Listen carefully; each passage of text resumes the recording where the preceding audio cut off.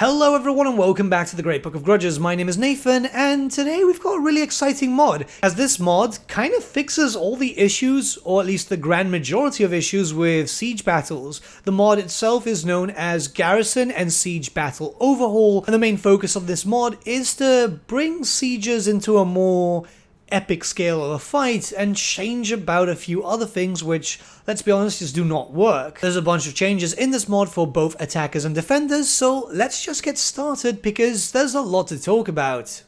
Firstly, you will notice that with your bigger armies, when you're laying siege to enemy territory, you actually have a faster rate to create the siege weaponry. So siege towers could take around 6 turns, battering rams could take around 3. This is fantastic because this means that you're going to be able to build up and get in there as fast as possible. Now, I do have a siege attacker and I do have a mortar. However, you'll start to notice as this video progresses that that's not just going to be enough. Especially as you can already tell, the garrisons are already quite different. You can see here on the right hand side, Marienburg, its settlement, while it's still not the strongest it can be, has access to a lore fire wizard, it's got access to a captain already, 2 pieces of artillery. Garrisons have gotten a bit of an overhaul with this mod, which it will affect different races differently. However, the grand majority of them will start to feel stronger as you start to get more defensive buildings or your main settlement building gets stronger. And here you can start to see how your garrisons start to look as you progress through your campaign. This is turn 14 with the Empire. And yeah, you know, there's a lot of mortars, there's a lot of great swords. The fact that you also have a spellcaster is very useful. The mod itself will also kind of boost up these characters, so it'll give them mount options and more spells, so it's not like you're just going to get stuck with Fireball. The idea is a tier 2 settlement will bring in the most basic form, tier 3 is the stronger one, and tier 5, so your main provincial areas, that's when you're going to have the other mounts and stuff, which I kind of like. It's a bit of a different thing. It's also important to note that sometimes the refresh for your garrison when you get new buildings that affect it might take an extra turn. It's just a known issue at the moment. Right, we've talked enough about garrisons, let's get into the actual siege talk, and we're going to focus at the beginning with the attackers. So here you can see I've got 2 units of marauders, one with great weapons and one with weapon and shield. They can't attack the gates. You can't attack the gates with basic units anymore. This means that, yeah, you can't just bomb rush the gate, which might change around your playstyle, but I kind of like the idea on how everything goes. In fact, how it works now is that you have to start either using some monsters, which we're going to start getting into, or using your siege stuff like your rams to be able to do a lot more damage. When we start looking towards actual monsters, they'll do some damage. They will do some damage, they just won't do a lot of it. So it will take a while. This is with trolls, which is just kind of basic. And yeah, you can see it's very, very little. That means the defenders can hold out a bit more. Giants, on the other hand, and other big monstrous creatures like that will be able to start doing a lot more damage to the gate. You can see that as you start getting a few hits in, it's fairly noticeable. And yeah, these are going to be your big things when you need to start actually knocking down gates, and you're going to want to. You know, these sieges are now going to be a lot more hectic, but a lot more Total War-y and less arcadey. Your giants are going to be very, very helpful. Anything giant size is going to be very, very helpful. But the best way to actually go through this is your siege ram, right? Your battering ram. These are just so good because you can just go up there to your enemy and knock it down in a single hit. That might sound quite arcadey, but the thing is that they're not going to survive too long, so you have to actually keep them alive. We're going to talk about that when we go into the defender's point of view, but yeah, there's a lot of changes here already for the attackers, but don't you worry, there's some things that are going to make it a little bit better for you anyway. Another big change here is ladders. So ladders in Total War Warhammer 3, or just the whole series, they're really quick. You can just place them, just manifest them out of your butt, and then climb, climb, climb. Here, it's the same way, but it's slower. In fact, 3 times slower. This means that ladders, while still useful, are not the best way to go. If you want to be able to siege a settlement properly, you're going to need siege towers. You're going to need rams. Don't get me wrong, I've still been able to use the ladders during my testing. I actually used it to attack some settlements and stuff. But yeah, towers. You desperately need towers. Alright, so we're going to move into the defender's point of view, and there's a few changes here. So first up, you can see that the towers are 180-degree firing arc.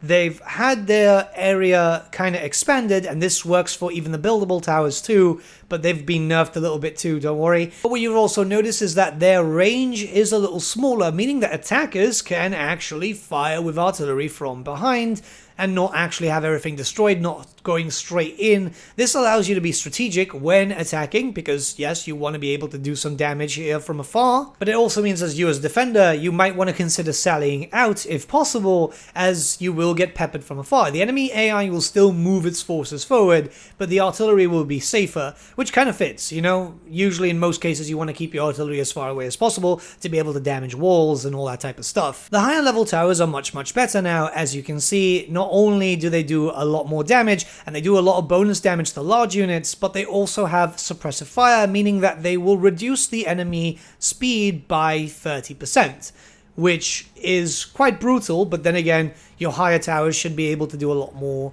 especially when you're dealing with enemies attacking you. So when it comes to this situation, the Ogre Tyrant didn't even get to my walls as I had 2 towers focusing it down. And I kind of like this because it makes it a little bit better for you to focus the big monsters, which might be a massive problem. The later game towers are just very strong, but it's expected because it's supposed to be a late game type of settlement, isn't it? Barricades are completely gone from the game. You see that the option is there. I've got 3,000 resources and each of them cost 2k, but no, you can't build them. This is mainly because the barricades do provide some pathfinding issues for enemy AI and even your own units, so this just completely gone now means that the AI should, in theory, be able to move through settlements a little bit better. Yeah, some of them still are going to have some issues, but that's kind of hard-coded into the game, so not much can be done about that. But this does fix a major issue. When you move on to the buildable towers section, well, towers can still be built. This is perfectly fine, and you can actually build when a battle starts, provided that you have enough resources. I know, red flag, but don't worry, because you won't get any more resources, meaning that anything that you've had when the battle has started, that's it. You won't get any more, you won't be able to build more towers, so it's better for you to build your towers at the beginning, or if you want to save your resources for an area that you might need later, but not really at the beginning.